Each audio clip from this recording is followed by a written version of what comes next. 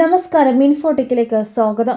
ചെന്നൈ പ്രഭാത നടത്തത്തിനിടെ തലകറക്കം അനുഭവപ്പെട്ട തമിഴ്നാട് മുഖ്യമന്ത്രി എം.കെ. സ്റ്റാലിനെ ആശുപത്രിയിൽ പ്രവേശിപ്പിച്ചു. ചെന്നൈയിലെ അപ്പോളോ ആശുപത്രിയിലാണ് അദ്ദേഹത്തെ പ്രവേശിപ്പിച്ചിരിക്കുന്നത്.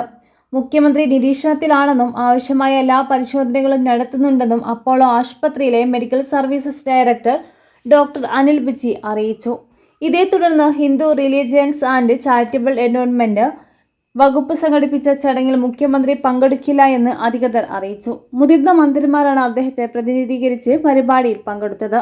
സ്റ്റാലിന്റെ ആരോഗ്യസ്ഥിതിയെക്കുറിച്ചുള്ള കൂടുതൽ വിവരങ്ങൾ അപ്പോളോ ആശുപത്രിയിൽ നിന്നും വൈകാതെ ലഭിക്കുമെന്നാണ് പ്രതീക്ഷിച്ചിരിക്കുന്നത്.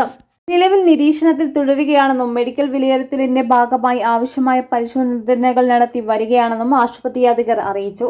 ഉപമുഖ്യമന്ത്രിയും സ്റ്റാലിന്റെ മകനുമായ ഉദയനിധി സ്റ്റാലിനും പിതാവിനൊപ്പം ആശുപത്രിയിലുണ്ട്.